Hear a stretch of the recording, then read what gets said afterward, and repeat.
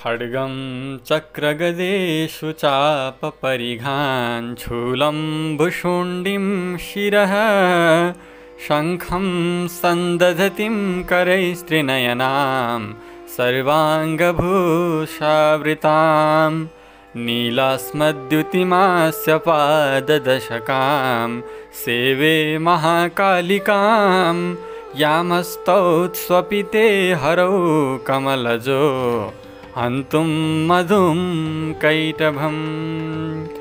आफ्ना अत्यन्त शक्तिशाली 10 हातहरूले खड्ग चक्र गदा बाण धनुष परिद शूल भुसुण्डी मस्तक र शङ्ख धारण गरेकी सारा अङ्ग प्रत्यङ्गमा गहना गुडियाहरू लगाएकी अनि भौतिक अनि दिव्य त्यसै गरी 3वटा प्रकारका आँखाहरू भएकी अनि नीलमणिको जस्तो चमक भएकी 10वटा मुख र 10वटै घोडा भएकी जसलाई मधु र कैटभको वध गर्नका लागि ब्रह्माजीले सुतेका हरिलाई स्तुति गर्नुभएको थियो। त्यस्तै सर्वशक्तिमान जगदम्बा मातालाई म महाकालीलाई म नमन गर्दछु, म सेवा गर्दछु। त्यस्तै चण्डिकालाई नमस्कार। मार्कण्डेय नाम गरेका ऋषिले भन्नुहुन्छ, अघि धेरै समय पहिलेको समयमा सूर्यका छोरा सावर्णी नाम गरेका थिए जसलाई 8औं मनु भनेर भनिन्छ। तिनको उत्पत्तिको कथा विस्तारपूर्वक म भन्दछु। सम्पूर्ण श्रद्धालु भक्तजनहरूले अत्यन्त भक्तिपूर्वक श्रवण गर्नुहोस्। महाभाग सूर्यकुमार सावर्णी भगवतीको अनुग्रहले जसरी मन्वन्तरका स्वामी भए त्यही प्रसङ्ग म बताउन गइरहेको छु। पूर्वकालमा स्वारोचिष नाम गरेको मन्वन्तरमा सुरथ नाम गरेका एउटा अत्यन्त प्रतापी राजा थिए। ती चैत्र नाम गरेको वंशमा उत्पन्न भएका थिए। तिनको समस्त भूमण्डलमा अधिकार थियो अथवा उनका सम्पूर्ण सैनिकहरूको प्रभावले गर्दा उनको नेतृत्व शक्तिको कारणले गर्दा उनको देश विदेश सम्पूर्ण क्षेत्रमा शासन चल्न सकेको थियो। ती राजाले आफ्ना सबै प्रजाहरूलाई आफ्नै सन्तान जस्तै गरेर अत्यन्त धर्मपूर्वक अनि न्यायपूर्वक पालन गर्दथे। तापनि अत्यन्त राम्रो राज्य भए तापनि कोला विध्वंसी नाम गरेका एउटा क्षत्रिय तिनका शत्रु बन्न पुगे। राजा सुरथको दण्ड नीति निकै प्रबल थियो। तिनको शत्रुहरूसँग सङ्ग्राम पर्यो। यद्यपि कोला विध्वंसीहरू थोरै थिए तापनि राजा सुरथ उनीहरूको युद्ध कलाको सामु उनीहरूको युद्ध शिल्पको अगाडि हार्न पुगे। युद्धको मैदानमा पराजय भोगिसकेपछि ती सुरथ नाम गरेका राजा आफ्नै नगरमा आए अनि केवल एक मात्रै नगरका मात्र राजा भएर बस्न लागे। त्यहाँ भएको सम्पूर्ण उनको राज्य लुटिन पुग्यो। तर त्यहाँ पनि जहाँ आएर उनले एउटा मात्र नगर कुरेर बसेका थिए प्रबल शत्रुले त्यहाँ पनि आक्रमण गरिदिए। त्यहाँ बस्न पनि राजाको बल क्षीण भएको देखेर बलिया एवं दुरात्मा उनका मन्त्रीहरूले राज्यका सेना र खजानामा आफ्नो अधिकार जमाए। तब अधिकार नष्ट भइसकेका ती राजा शिकार खेल्ने निहुले एक्लै बाक्लो जङ्गलतर्फ जाँदा भए। त्यहाँ उनले मेधा नाम गरेका ऋषिको आश्रम देखे जहाँ अनेक हिंसक जीव आफ्नो हिंसक प्रवृत्ति छाडेर रहन्थे। बाघ र बाख्राहरू मिलेर बस्दथे, कसैले कसैलाई दमन गर्दैनथे। त्यस्तो अत्यन्त सुन्दर ठाउँमा पुगे। मुनिका अनेक शिष्य त्यस वनको शोभा बढाइराखेका थिए। त्यो आश्रमले गर्दा त्यो जङ्गल नै शोभायमान देखिएको थियो। उहाँ पुगिसकेपछि मुनिले स्वागत सत्कार गरिएका उनी ती मुनिश्रेष्ठको आश्रममा यताउति टहल्दै केही समयसम्म उहीँ रहे। अनेक दिनहरू पनि त्यहीँ बिताए। त्यहाँको आनन्दमा आफ्नो समय व्यतीत भएको पत्तै पाएनन् अनि मोहले आकृष्ट चित्त भएर यस प्रकार चिन्ता गर्न लागे। पूर्वकालमा मेरा पूर्वजहरूले पालन जसको गरेका थिए त्यही नगर आज म देखिरहेछ, जुनको लागि भनेर मैले सधैँ रगत र पसिना चढाएँ। मेरा बुवा र हजुरबुवाहरूको जुन क्षेत्रमा रगत र पसिना मिसिएको छ त्यो जमिनमा आज अर्कैले शासन गर्दछन्। म कति अभागी रहेछु, म कति असफल रहेछु। मेरा ती सम्पूर्ण दुराचारी नोकरहरूले, वृद्धगणहरूले, मन्त्रीहरूले त्यसको रक्षा धर्मपूर्वक गर्दैछन् वा छैनन् थाहा छैन। जो सदा मदवर्षा गर्ने र सुरवीर, ती मेरा हात्तीहरू थिए जसले मलाई सदा साथ दिइरहन्थे। जो व्यक्ति मेरो कृपा धन र खाना पाउनाले नै पछि पछि हिँड्दथे, तिनीहरूलाई के पालन गरेका होलान् अथवा ती हात्तीहरूलाई के सेवा गरेका होलान्। अब शत्रुका अधीन परेर ती मेरा प्यारा हात्तीहरूले कुन कुन कष्टहरू भोग्दै होलान् थाहा छैन। ती ठुला ठुला गजराजहरू निश्चय नै अब अन्य राजाको अनुसरण गर्दै होलान्। ती अपव्ययीहरूद्वारा सदा खर्च भइरहनाले अत्यन्त कष्टले जम्मा पारेको मेरो ढुकुटी पनि रित्तियो होला।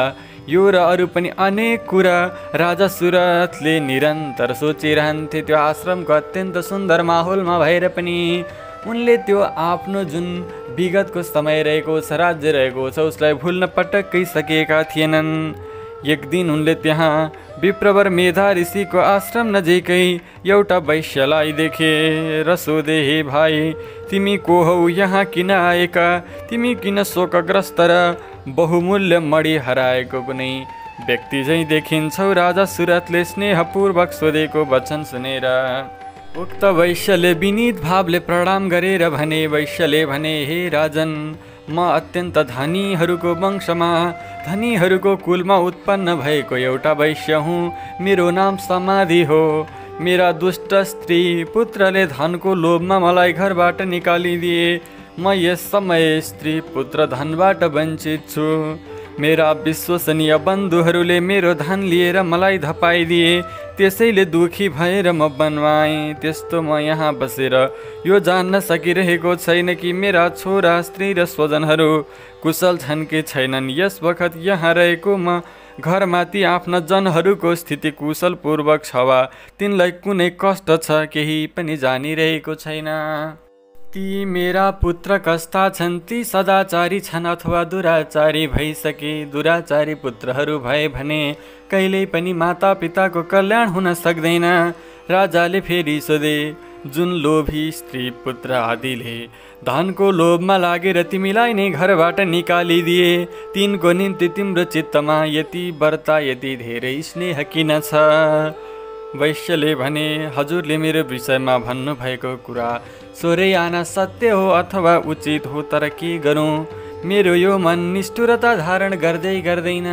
मेरा छोराछोरीले मलाई अपमान गरेर पठाए पनि मेरो मन सदा उनीहरूप्रति नै रहिराखेको छ, जसले धनको लोभमा परेर पिताप्रति स्नेह, पतिको प्रति प्रेम र आत्मीय जनप्रति अनुरागलाई तिलाञ्जली दिएर मलाई घरबाट धपाए। हे मते, तिनकै निम्ति मेरो हृदयमा यति धेरै स्नेह किन छ मलाई नै पनि थाहा छैन। त्यो म जानिरहेको छैन। जान्ने विद्वान भएर पनि गुणहीन बन्धुहरूका निम्ति पनि मेरो चित्त यसरी प्रेममग्न भइरहेको छ। यो के हो? किन म तिनको निम्ति लामो लामो सास फेर्दैछु र मेरो हृदय अत्यन्त दुखी भइरहेको छ। तिनीहरूको प्रेमको सर्वथा अभाव मैले भोगेको हुँ। तिनीहरूमा प्रेमको सर्वथा अभाव छ तापनि मेरो मन निष्ठुर हुन सकिरहेको छैन। यसको निम्ति म के गरौँ? तत्पश्चात ती शब्दहरू सुनिसकेपछि मार्कण्डेय नाम गरेका ऋषिले बताउँदै जानुहुन्छ। ती शब्दहरू भनिसकेपछि, हे ब्राह्मण, त्यसपछि सुरथ राजा र समाधि वैश्य सँगसँगै मेधा मुनिको सेवामा उपस्थित भएर उनीसित यथा योग्य न्यायानुकूल विनयपूर्वक व्यवहार गरेर बसे। अनि वैश्य र राजाले वार्तालाप आरम्भ गर्न थाले।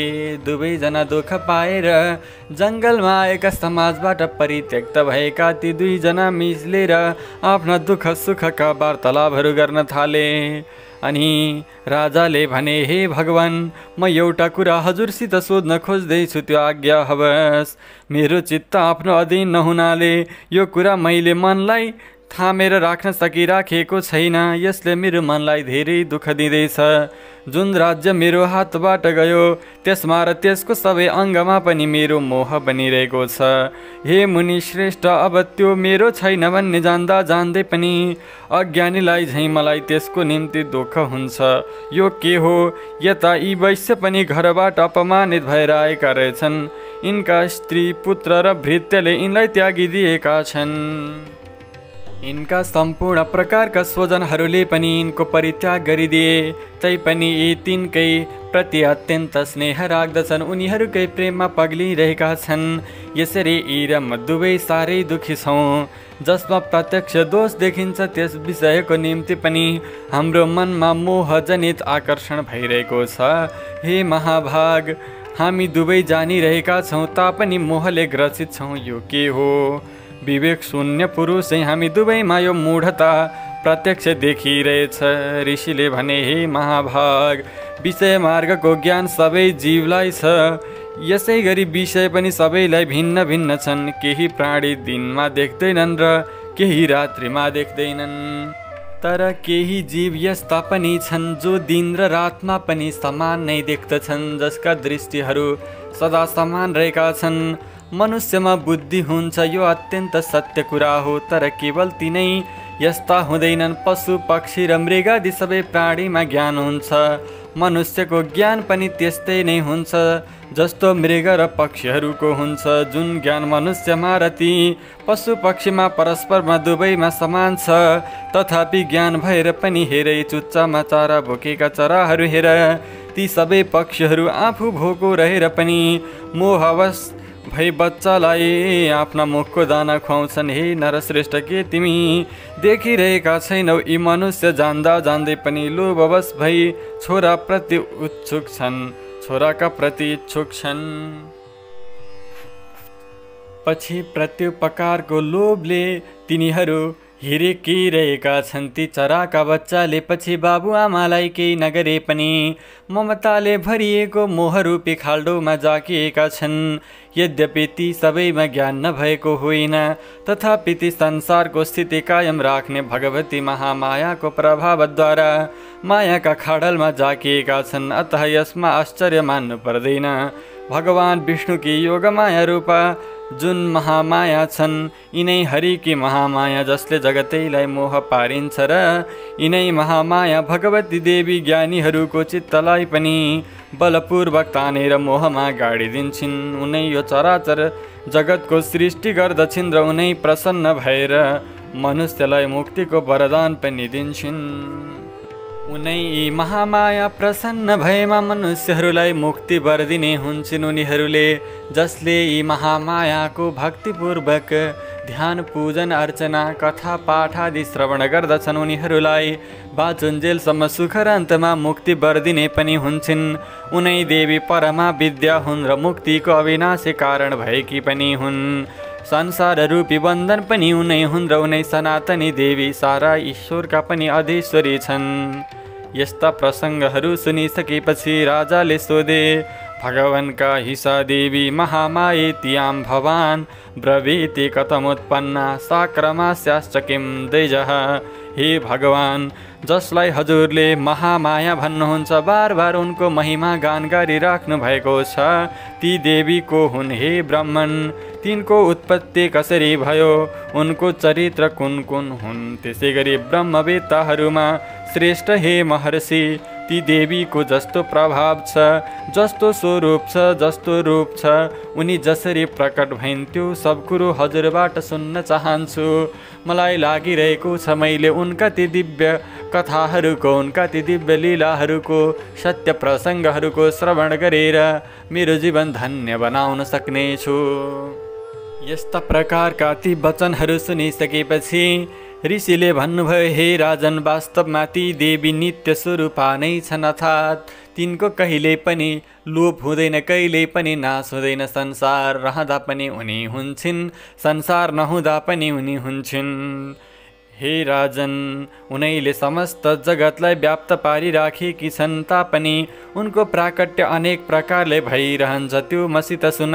यद्यपि ती नित्य, कहिल्यै पनि नाश नहुने र अजन्मा छन्, अथवा कहिल्यै पनि जन्म नहुनेवाला अथवा कहिल्यै पनि नमर्नेवाला छन्, तापनि जब उनी देवताहरूको कार्य सिद्ध गर्न प्रकट हुन्छन्, नित्य पनि त्यस बेला लोकमा उत्पन्न भएकी कहिन्छन्। समुद्रमय जगतमा जब विश्व भगवान योग निद्रामा आश्रय लिएर त्यस कल्पान्तमा भगवान प्रभु जब शेषमा शयन गरेर सुत्नु भएको थियो, तब त्यसै बेला दुई भयङ्कर असुर जुन मधु र कैटभ नामले प्रख्यात भएका दैत्यहरू थिए र जो भगवान श्री विष्णुका कानेगुजीबाट पैदा भएका थिए, तिनीहरू कमलको डाँठको माथि फुलेको कमलमाथि बस्नुभएका ब्रह्माजीलाई देखेर उहाँलाई मार्न भनेर तम्सिए। भगवान विष्णुको नाभि कमलमा विराजमान ती प्रजापति ब्रह्माजीले जब ती दुवै भयङ्कर असुरलाई आफ्नो नजिक आएका र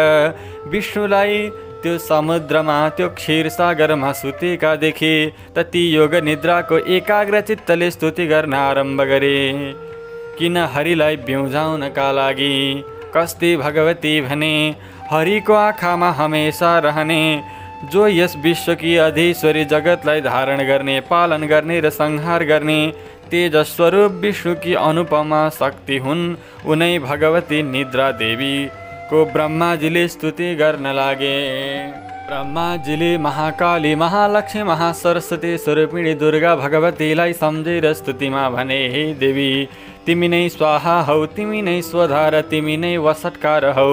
स्वर पनि तिम्रै स्वरूप हो, तिमी नै सुधा हौ, अर्थात् तिम्रा कण कणमा अमृत भरिएको छ। नित्य अक्षर प्रणवमा औम अथवा ओम यी मात्राको रूपमा तिमी नै स्थित छौ, तथा यी बाहेक जो बिन्दु रूपा अर्धमात्रा छन् ती पनि तिमी नै हौ।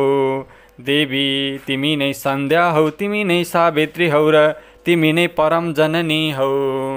तिमी नै यो ब्रह्माण्डलाई धारण गर्नेवाली सर्वशक्तिमान ईश्वरी हौ र तिमीद्वारा नै यो जगतको सृष्टि हुन्छ।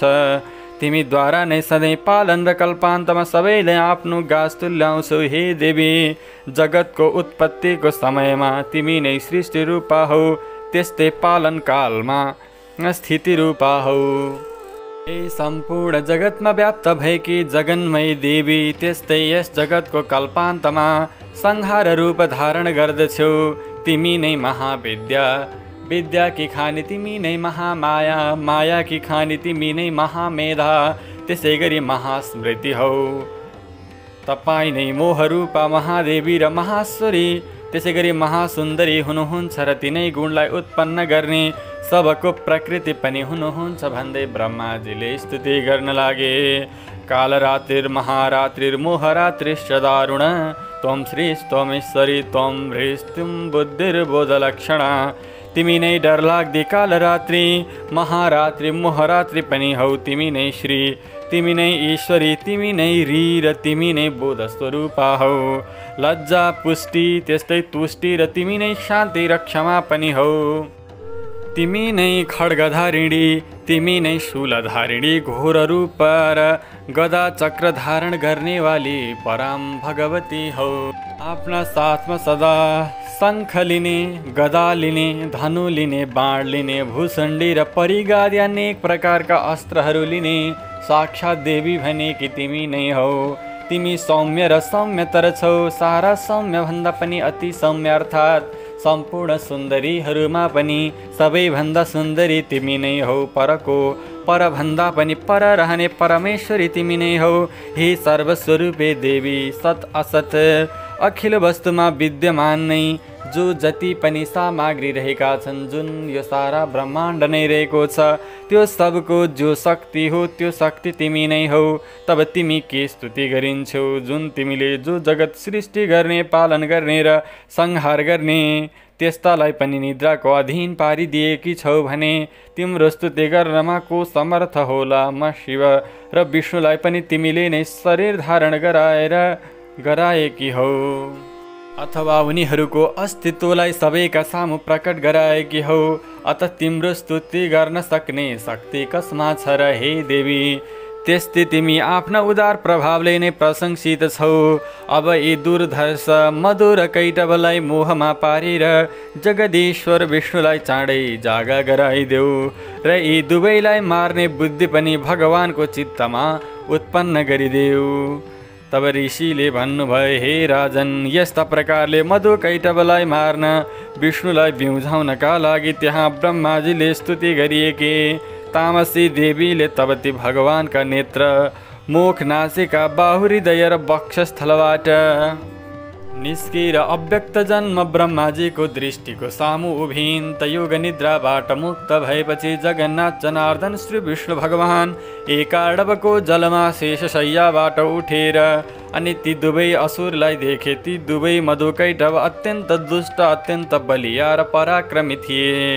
क्रोधले राता राता आँखा भएका ती दुवैले ब्रह्माजीलाई खानका लागि उद्योग गर्न थाले, मेहनत गर्न थाले। जुन त्यो कमलको फुलको त्यो डाँठ रहेको थियो त्यो भाँच्नको प्रयास गर्न थाले। तब भगवान हरि उठेर ती दुवैसँग लड्न थाल्नुभयो। तीसँग त्यसरी 5000 वर्षसम्म केवल बाहु युद्ध, कुस्ता कुस्ती मुक्कामुक्की प्रभुले गर्नुभयो। महामायाले मोहमा पारिएका ती दुई पनि व्रत बलले गर्दा उन्मत्त भइरहेका थिए र त्यहाँ धेरै समयसम्म ती श्री विष्णुका साथमा ती दैत्यहरूको युद्ध भयो। तिनले विष्णुलाई तिमी हामीसँग हारेका छौ, तसर्थ हामीसित वर माग। यस्तो भन्दा भए भगवानले भन्नुभयो, यदि तिमी दुवैमदेखि प्रसन्न छौ भने तिमी दुवै नै आज मेरा शिकार अथवा मारिने हो। योभन्दा अगाडिको प्रसङ्गमा विष्णुजीले तिमीहरूको यो युद्ध कौशल देखेर म प्रसन्न भएँ, तिमीहरूले के वरदान माग्दछौ माग भनेर भन्दा ती जुन दैत्यहरू थिए उनीहरूले जित्नेवालाले पो दिने, हारेकाले के दिने, हामी दिन्छौँ भनेर आशीर्वाद माग्न लगाएको कारणले गर्दा त्यसै क्षेत्रमा त्यसै समयमा त्यो वर मागेर भगवानले उनीहरूलाई अप्ठ्यारोमा पार्दै हुनुहुन्छ। भगवानले भन्नुभयो, यदि तिमी दुवैमदेखि प्रसन्न छौ भने तिमी दुवै नै आज मेरो शिकार हो। बस यति नै मैले वर मागेँ, यहाँ दोस्रो अर्को वरको के प्रयोजन। ऋषि भन्नुहुन्छ, ओहो हामी ठगियौँ यस्तो भनेर। तब सारा जगत नै जलामय देखेर ती दुवैले कमलको कोष जस्ता आँखा भएका भगवानलाई भने, जहाँ पृथ्वी पानीले डुबेको छैन त्यही हामीलाई मार। ऋषिले भन्नुभयो, उनीहरूको त्यस्तो वचन सुनिसकेपछि अनि ठिक छ यस्तो भनेर शङ्ख चक्र र गदा लिएका भगवानले ती दुवैको टाउका आफ्नो काखमा राखेर चक्रले काटिदिनुभयो, अर्थात् वध गरिदिनुभयो। यस्ता प्रकारले ब्रह्माजीले स्तुति गरिए कि यी महामाया देवी आफै प्रकट भएकी थिइन्। अब म फेरि यी देवीको प्रभाव तिमीलाई कहन्छु, ध्यानपूर्वक श्रवण गर्दै गर्दै जाऊ। ओम देवी प्रपन्नार्ति हरे प्रसीद प्रसीद मातर् जगतोऽखिलस्य प्रसीद विश्वेश्वरि पाहि विश्वं त्वमीश्वरी देवी चराचरस्य। हरि ओम तत्सत्। महाकाली महालक्ष्मी महासरस्वती स्वरूपिणी पराम्बा भगवती दुर्गा देवी नमो नमः।